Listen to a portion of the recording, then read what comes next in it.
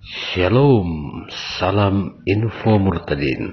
Senang sekali teman-teman bisa bergabung dengan info Murtadin.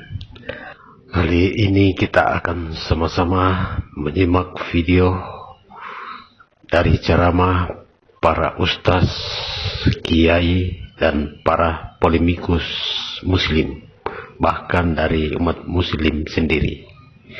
Saya sarankan rekan-rekan muslim tidak usah menonton video gaduh-gaduh ini, karena takutnya bisa jadi murtad.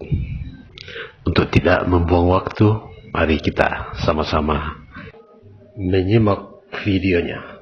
Saya sangat bersyukur saya terlahir sebagai muslim dan mempunyai kitab Al-Quranul Karim, karena Al-Quranul Karim itu dijaga oleh Allah Subhanahu wa Ta'ala sampai sekarang. Kalau Anda lihat Quran yang ada di depan kita ini, kita yakini ini adalah kitab yang sama yang diproduksi pada periode Utsman bin Affan. Ya.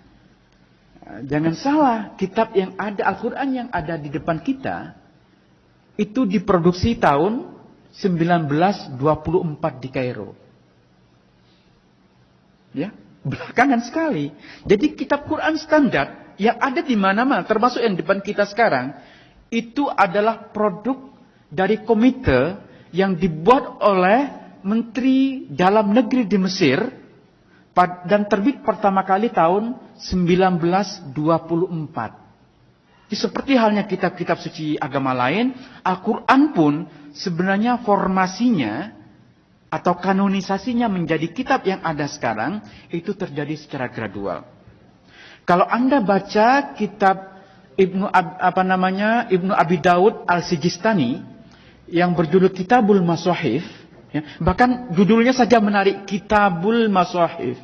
Artinya Mashahif itu jamak dari mushaf. Artinya lebih dari satu mushaf, ada banyak mushaf. Ya. Nah, Al-Sijistani ini bercerita tentang inisiatif dari khalifah kelima dari Bani Umayyah, namanya Abdul Malik bin Marwan. Jadi Abdul Malik bin Marwan, khalifah kelima dari Bani Umayyah, bersama gubernurnya di Irak bernama Hajjaj bin Yusuf, mereka berdua membentuk satu komite untuk mengedit Al-Quran.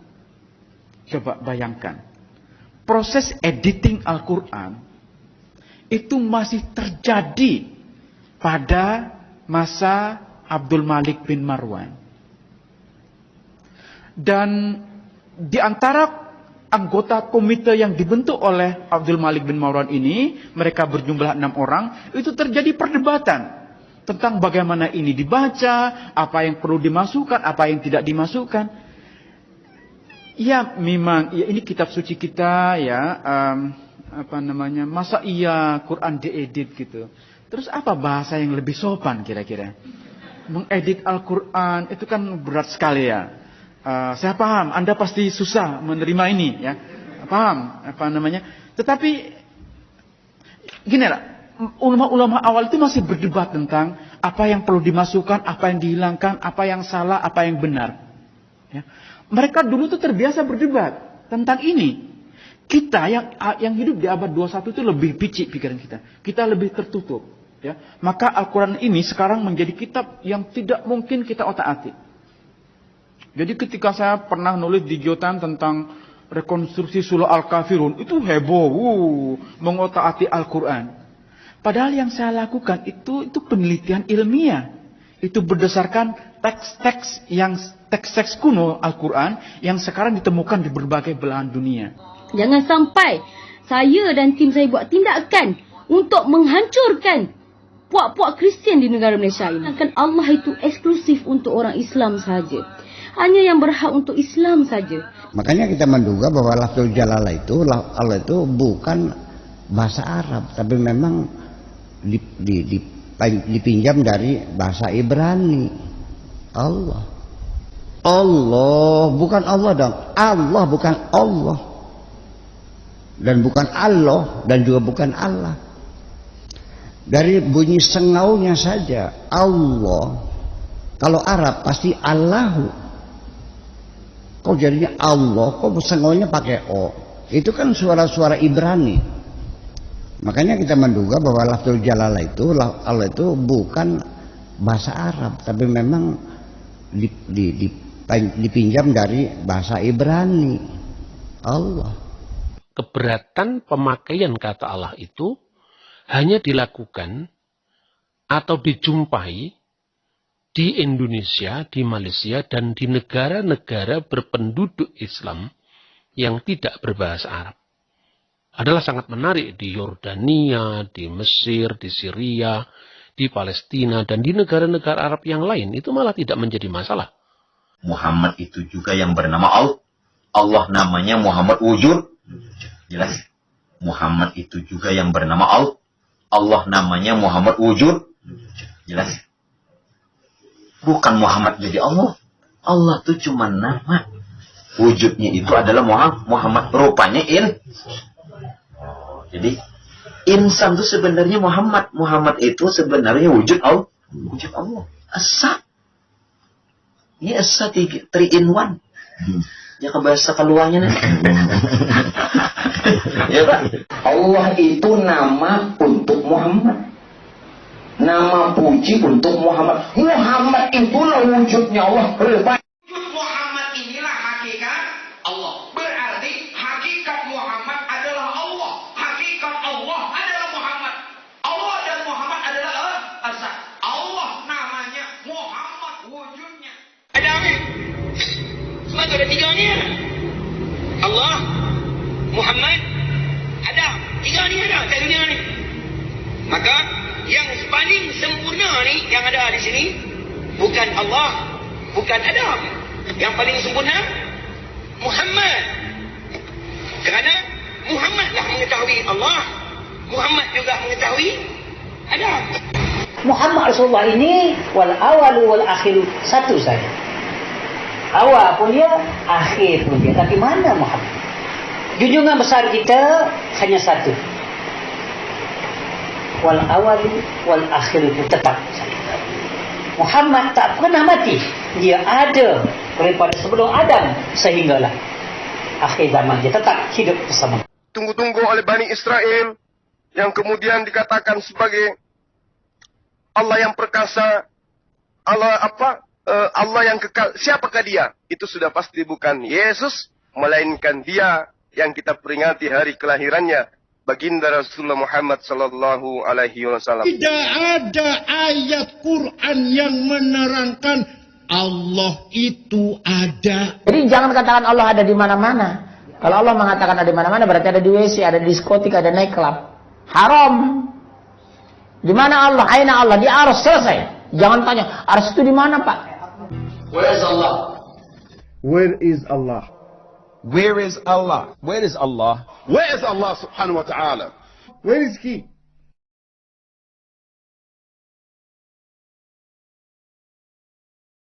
Many Muslims historically have gone astray concerning this issue. A large number of Muslims, if this question was posed to them, they would give the wrong answer that goes against what the Quran established and what the Prophet brought. Where's Allah? What is this guy talking about? This is weird. Why would someone discuss this? I've never heard this before. So you thought it was strange. But what's really strange is the fact that you feel strange. Where is Allah? This is such a foolish question. They are confusing and misleading people in an issue nobody has ever understood, nobody will ever understood, and nobody can understand, so you don't talk about it. Where is Allah is an extremely important issue. This is one of the most important things in a Muslim's life. Because according to many of the scholars, if you have the wrong understanding, you may not even belong to Islam. Where is Allah is an extremely important, Foolish question. He is over his throne. So He's above the throne, above the heavens. He subhanallah Muhammad ibn Khuzaymah, who is the Imam of the Imams. He said whoever denies Allah Ta'ala above his heavens, and that's how they all were, very stern. This person must be reprimanded. He must be ordered to repent. And if he does not, he immediately is executed and his corpse is thrown in the dump yard with the rest of the animals. The word used is thumma stawa, then turned. It means to turn. To turn to put right and to adjust or sort out. The istiwa of Allah, Him being above, Him going over, that's well known to the Arabs. You ask any Arab who knows this language, he's going to say it means to go up into a sin. It is known what it means. To turn to put right and to adjust or sort out. It means to go up into a sin. And to adjust or sort out. This person must be reprimanded. This guy is a real troublemaker, he's a fitna. Allah said He's on His throne 6 times in the Quran. He's on Ar-Rahman al-Arsh istawa. He's on His throne.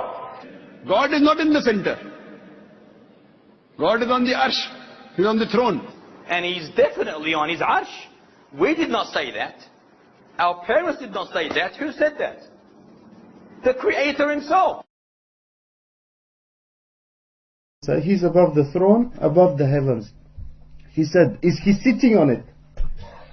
I said, we don't say that because Allah didn't say about that about Himself. And He's definitely on His arsh. We did not say that. Our parents did not say that. Who said that? The Creator Himself. Allah didn't say about that about Himself. Who said that? The Creator Himself. And so he said, no brother, Allah is on the arsh. But Allah doesn't say Allah is on the arsh.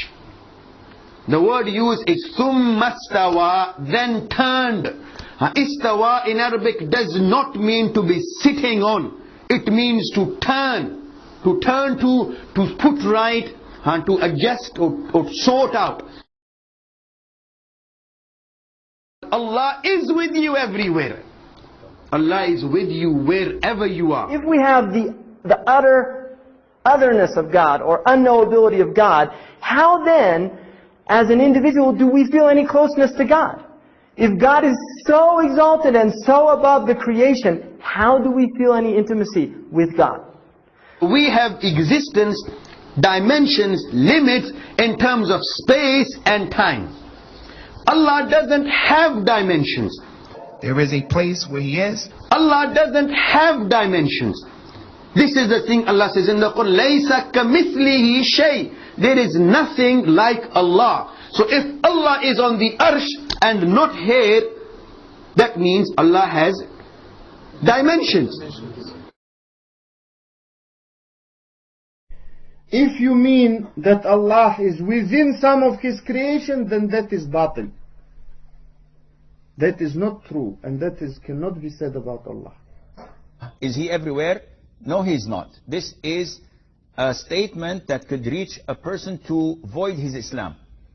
A large number of Muslims, if this question was posed to them, they would give the wrong answer that goes against what the Quran established and what the Prophet brought, sallallahu alaihi wasallam. And they would say that Allah is everywhere. And what they mean by that, Allah is really everywhere, and not explaining it. Allah is here with us, and so forth and so on. And that's the wrong answer. If God is so exalted and so above the creation, He is over His throne. How do we feel any intimacy with God? This statement is blasphemy, to say that Allah Azza wa Jal is everywhere. As for Allah subhanahu wa ta'ala, the Lord of all the worlds, there is a place where He is, and that place is not in this dunya. He is the Lord in the heavens and in the earth. He's not in this dunya. He is the Lord in the heavens and in the earth. Allah is there? How? Are you crazy? And in the earth. That's the wrong answer. Arsh is on top of the 7th heaven. If Allah is on the 7th heaven on top of the arsh only, so there's a big gap between us and Allah. Allah is with you everywhere. That is not true. That's the wrong answer. They have no clue. Allah was there and there was nothing created. Know, may Allah have mercy upon you, that whoever believes that Allah inhabits the sky or that Allah exists within a place, then this person is definitely not a Muslim. Rather, this person should believe that Allah exists without a place and say the two testifications of faith immediately to become Muslim. Allah created in the beginning. هو الذي خلق الأرض في يومين. When there was nothing, Allah was there. There will come a time when there will be nothing, Allah will be there. Everything else, including Arsh, Kursi, Lawh Mahfuz, and everything is what is referred to in Aqaid as Hadith. Hadith means created.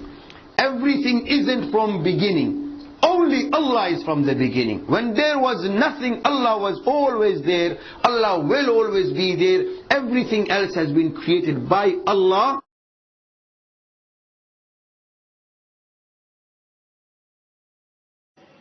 Is this hadith talking about when Allah was, there was nothing? It's impossible. Why? Because the hadith affirms the existence of the throne and the water. Okay? The hadith makes it clear that when the Prophet was talking about Allah was, and while there was nothing before him, what did he say? And his throne was over the water. So the hadith affirms the existence at that time of a throne and water. Allah was there and there was nothing created. When they use this hadith to say that when Allah was, there was nothing, and they quote this hadith, they're playing a game which you may not perceive. هو الذي خلق الأرض في يومين. When there was nothing, Allah was there. There was throne and water.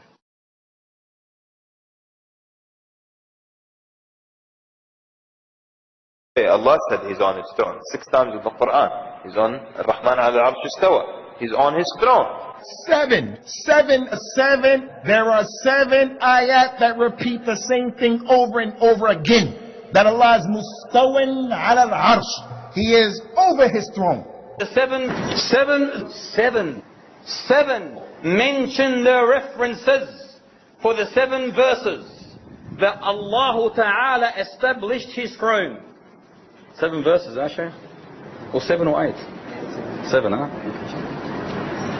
7 verses that mention Allah Subhanahu wa Ta'ala established His throne. 7 verses. 8, and then Allah says in 8 places in the Quran. How many? 8 places in the Quran. 7. 8.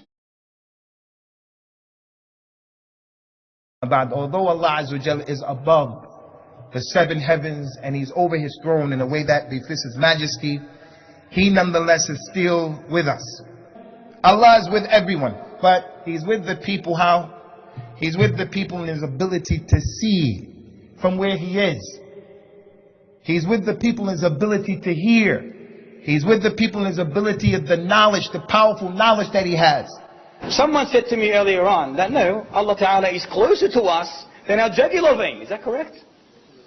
Is He? Is He MTS? Is He? He is. How? With what? With His knowledge, with His hearing, with His seeing. And these people until now, they never answer the question. Is He in the bathroom? They stay quiet. Is He in the church? They stay quiet. Is He in other places that you wouldn't be caught dead in these places? They're quiet. Is He in the bar? They're quiet. And those who say everywhere, Allah is everywhere, yeah, think for a while. When I go, may Allah Azza wa Jalla's name be exalted, when I go to the toilet, when I go to the bathrooms, when I'm in the sewer, Allah is there? How? Are you crazy? Allah Azza wa Jal is greater than all what you can comprehend or understand. So you have to believe that this statement is blasphemy, to say that Allah Azza wa Jal is everywhere. If that is your opinion, and you say, you feel it to be shameful to think that God is in the toilet with you, when you go to the toilet, can God see you or not see you? Allah says in the Quran, إِنَّهُ بِكُلِّ شَيْءٍ بَصِيرٍ. He's watching everything. So if He's watching everything, then and to say He's watching you in everything you are doing, He can hear you, and whatever you are doing is in His knowledge. It's in His knowledge. So if you feel that for Allah to be with you there is shameful, and then for Allah to be watching you doing that, isn't that the same thing? Are you crazy? So this is big fitna talking about where Allah subhanahu wa ta'ala is distant. And then to say, brother, is Allah in the toilet? Is Allah with you when you are mating with your wife? La hawla wa la quwwata illa billah.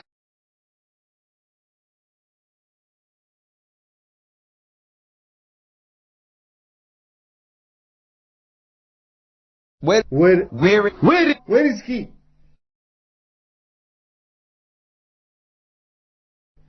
How can Ikhwan we unite when one of us says Allah is everywhere, one says Allah is above the throne, one says Allah is not inside the world, not outside, not to the left, right, left, above, down. Where is He?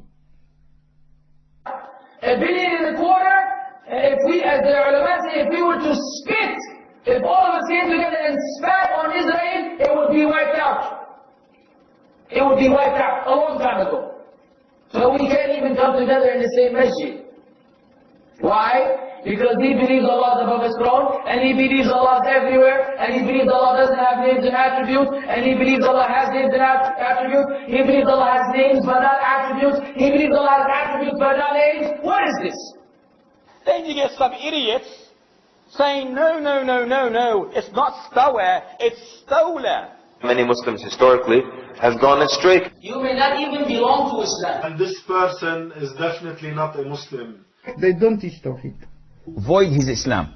Fitna. Blasphemy. Idiots. This guy, this person is must a real be troublemaker. Onani misalnya, istimna atau masturbasi, keluar air mani, maka ini membatalkan puasanya. Tidak batal. Batalkan puasa. Karena yang membatalkan puasa jelas. Makan, minum, berhubungan biologis sampai klimaks, gitu kan. Atau melakukan onani atau masturbasi dan seterusnya. Ini semua, apa yang dilakukan ini semua, ini bisa membatalkan puasa. Tidak batal. Imam Ibn Hazm, Imam Ash-Shawqani, dan Syekh Al-Albani rahimahumullah berpendapat bahwa itu tidak membatalkan puasa. Membatalkan puasa. Tidak batal. Karena nggak ada keterangan atau nas atau dalil.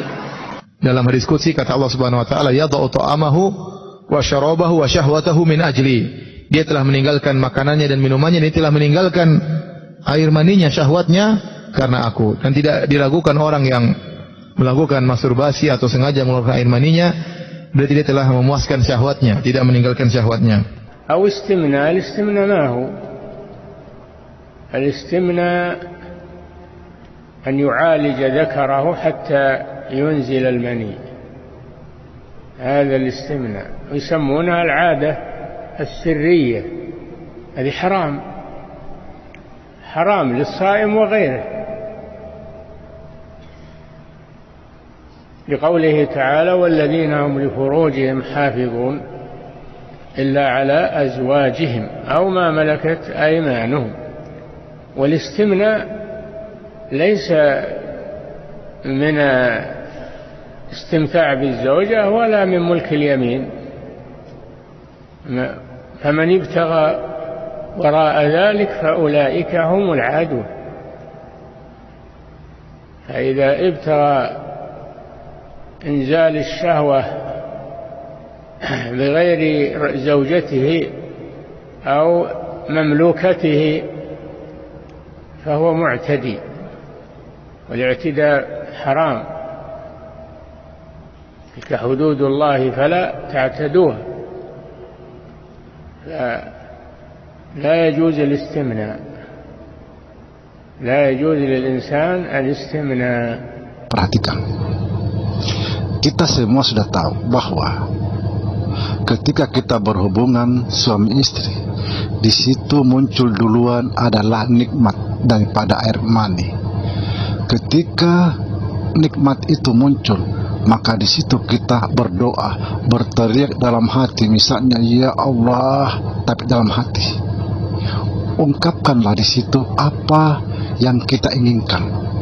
Insya Allah dijawab oleh Allah Subhanahu wa taala.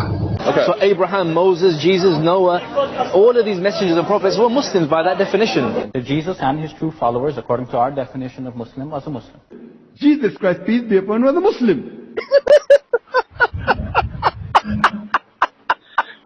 Lu kemana aja? Konsilium Nia itu terjadi tahun 90 sampai 100 Masehi. Orang Muslimnya belum ada.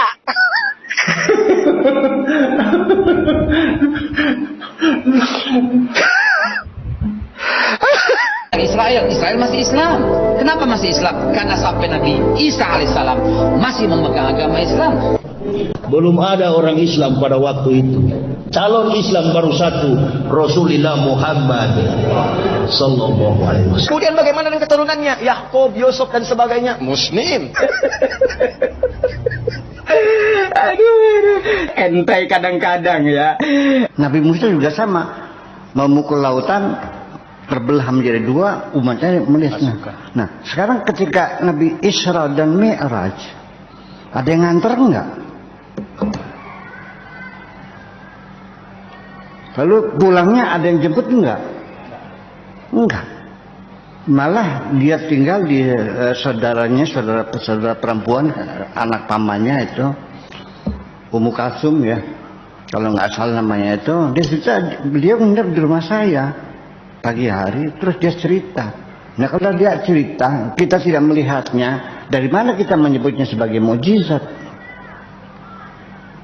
Ini Haji Fuad cerita, dia barusan dari Jakarta, tadi jam 8 lebih 20 menit dari sini. Dia cerita kok. Ya, nah itu. Jadi nggak ada saksi matanya, eyewitnessnya nggak ada. Apakah itu kita sebut mukjizat atau tidak? Pertanyaan. Kemudian Masjidil Haram dan Masjidil Aqsa pada tahun kedua setelah hijrah. Siapa yang kapan dinobatkan atau di namanya konsensus ya atau konvensi bahwa Ka'bah itu tempatnya berhala itu disebut Masjidil Haram itu kapan sebetulnya? Dan siapa yang berhak, otoritas yang menyebutnya dia ada Masjidil Haram? Apakah waktu itu sudah jadi masjid? Belum. Masjidil Aqsa, apa sudah jadi masjid? Belum. Baru jadi masjid itu setelah ditaklukkan oleh Umar. Lalu dibangun masjid. Itu semua. Waktu belum ada masjid. Belum ada orang yang menyebutkannya itu sinagog. Sinagog Nabi Sulaiman. Tempat ibadahnya orang Yahudi kan namanya sinagog. Ya tempat ibadahnya. Nah, Mekah Ka'bah itu tempat sembahyangnya, tempat ibadahnya penyembah berhala. Di sekitarnya ada 480 berhala di sekitar Ka'bah itu, dan belum ada orang sholat di situ, dan itu belum sebagai masjid. Makanya gempa itu bukan terus akhirnya ada mungkin diarahkan ke sains, ini karena lempengan ini macam-macam, bukan. Rasulullah sudah ngasih kabar, ulama-ulama ahlus sunnah sudah ngasih kabar. Kalau sudah ada gempa, pasti di situ ada maksiat. Pertanyaan yang mustahil yang bisa dijawab Quran adalah siapa nama istri Adam, Bapak Ibu? Pertanyaan selanjutnya, di mana ayatnya? Quran menunjukkan bahwa Nabi junjungan saudara-saudara kita yang dari Islam disunat. Tentu saja tidak ada. Dan di mana ayatnya, dalil Quran yang menunjukkan bahwa hai umat muslim, hai umat Islam, bersunatlah kamu. Di mana ayatnya bisa kita temukan di dalam Quran? Sama sekali tidak ada. Tetapi mayoritas orang Islam, Bapak Ibu, melakukan sunat. Di mana ayatnya Allah memerintahkan, menyuruh umat Islam merayakan Maulid Nabi? Tentu saja tidak ada. Pertanyaan yang lain, di mana perkataan Allah yang menunjukkan bahwa anjing itu haram dimakan di dalam Quran? Tentu saja tidak ada. Tetapi kita sudah tahu, yang pastinya mayoritas saudara-saudara kita yang dari Islam tidak memakan daging anjing, Bapak Ibu. Sekalipun tidak ada ayatnya, tetapi tidak mengubah keyakinan mereka bahwa anjing haram untuk dimakan. Nah, pertanyaan yang lain, di mana ayatnya dalam Quran yang menyebutkan sholat 5 waktu, Bapak Ibu? Di dalam Quran sama sekali tidak ada. nama istilah sholat, subuh, zuhur, asar, maghrib, isya, sama sekali tidak ada Bapak Ibu. Terkait dengan hadis, ternyata kita tidak menemukan artefaknya dari zaman Rasulullah. Bahkan dari zamannya Khulafaur Rasyidin, itu tidak diketemukan manuskripnya. Artefaknya, manuskripnya baru ditemukan dari era 179 Hijriah. Jadi 150 tahun lebih dari wafatnya Rasulullah. Imam Bukhari itu pernah mengecek, meneliti, mengurai, menganalisa, mengklarifikasi dari teksnya, dari rawinya, sanadnya. Setelah diseleksi, yang lolos hanya 14.000 Sahih Bukhari itu. 600.000 hadis diseleksi dalam 16 tahun. Yuk kita ngitung, 600.000 dibagi 16 tahun, berapa setahunnya? 37.500 dibagi 12 bulan. 3.125. Sebulan berapa? Dibagi 12. 3.000 sebulan dibagi 30. 104. Sehari dibagi 24 jam, dibagi 24. 4,3 sekian. Udah 4 saja dah, 4 hadis 1 jam tuh.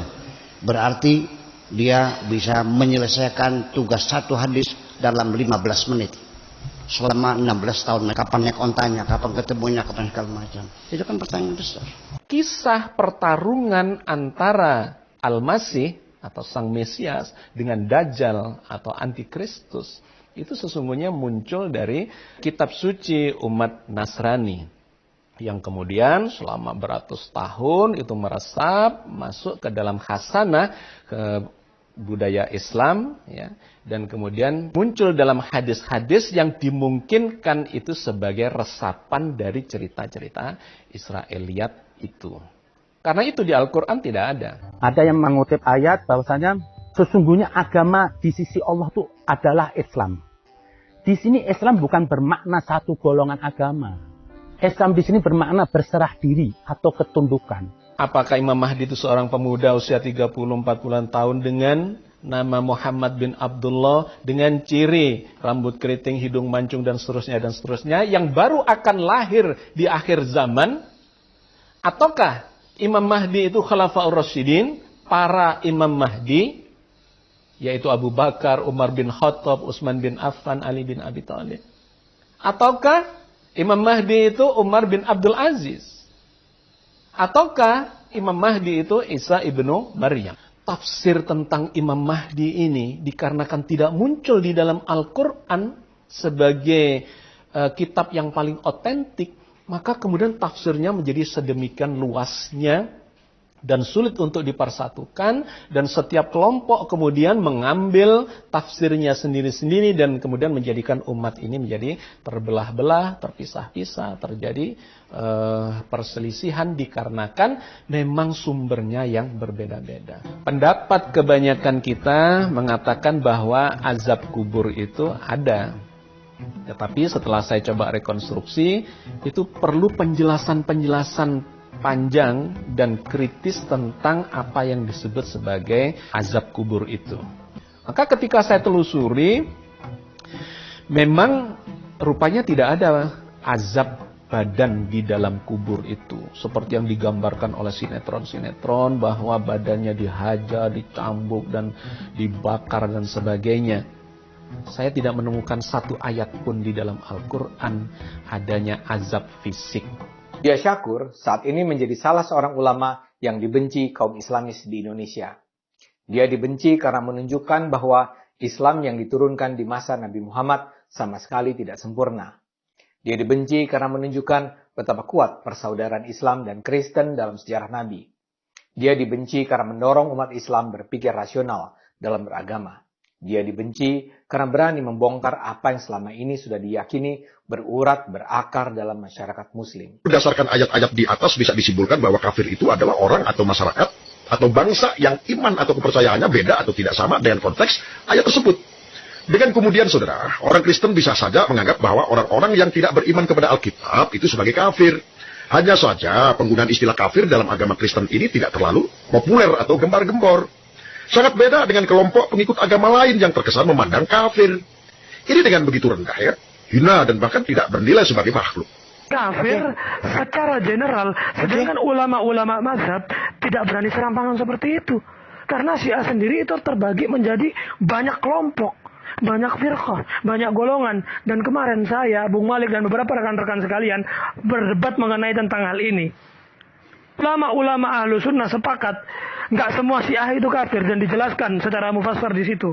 Nah, maksud gue gini, apa? Saya juga sepakat dengan itu, Bung.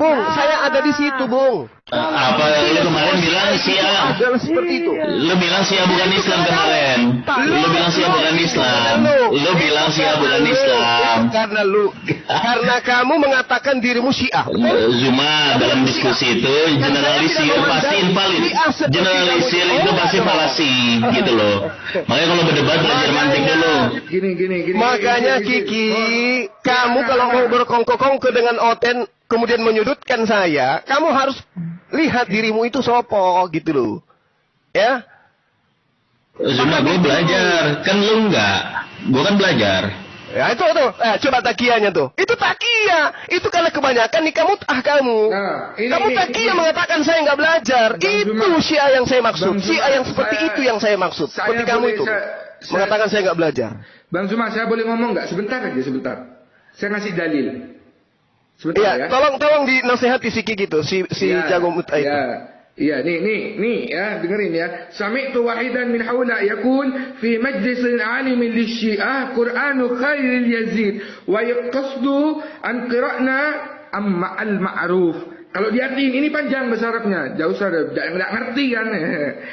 Muhammad Al-Ghazali berkata, aku mendengar salah seorang dari mereka berkata dalam suatu majlis ilmu bahwa sesungguhnya Syiah memiliki Al-Quran yang lain yang terdapat penambahan serta pengurangan dari Al-Quran kita yang sudah dikenal ini. Untuk diperhitungkan kembali bagi siapa yang menyebarluaskan isu semacam ini yang telah dilemparkan di tengah-tengah banyak orang agar mereka berburuk sangka kepada saudara dan juga kepada kitabnya. Sesungguhnya mushaf tersebut sama dicetak di Kairo, disucikan oleh orang-orang Syiah di Najaf atau di Tehran dan lembarannya berada di tangan dan rumah-rumah mereka. Al-Imam Ghazali menjelaskan di sini bahwasanya kitabnya orang Syiah dan Sunni sama saja. Qurannya sama, tidak ada pengurangan, tidak ada penambahan. Sekian. Gitu Zuma, makanya belajar lagi gitu loh.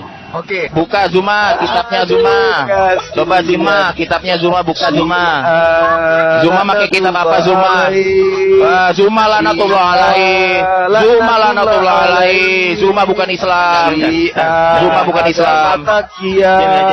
Agama takiyah, sakit hati. Yang takiyah itu Zuma. Zuma takiyah. Zuma takiyah. Indonesia tidak mengakui agama Syiah. Mana ada agama Syiah? Bodoh Zuma bodoh. Jadi orang-orang munafik ini tidak bisa membuktikan bahwa Nabi Isa tidak menikah. Loh, gua mau ngobrol sama lu bukan masalah Nabi Isa. Ya lalu ngapain kau? Mazhab lu apa? Mazhab lu apa? Takut. Hanya Syiah. Ya, takut. Apa hubungannya dengan Syiah penyesat dengan saya? Hubungannya. Ya lu bukan Islam. Lu bukan Islam. Yang penting saya bukan Syiah. Ya enggak apa-apa, yang penting lu bukan Islam. Malu-maluin Islam orang kayak lu bego. أنا أول من نقش قضية أنا أول من نقش هذه القضية لا بس 90% من الشعب الأردني إذا ما بتحترم نفسك لا تقول مشترك معهم ليش بتقول لي مشترك معهم لا تغلط ولا نسمح لك أنا بسمح لك طيب يمكن مشترك معهم لا بسمح لك ما بسمح لك أنت بس تقول لي ولا أنت عميل سوريا ولك عميل سوريا ولك أنت تساوم على الأردن بس يا أبو كلامك معي أبو سليمان كلامك رأي يا أبو معلش سعادة النائب معلش كلامك معي يا سيدي كلامك معي والله أنا غميت أنت ما في حرامي ولا بالحرام ولكن أنت اشتريت أصوات الناس والمصاري طيب خلاص أبو سليمان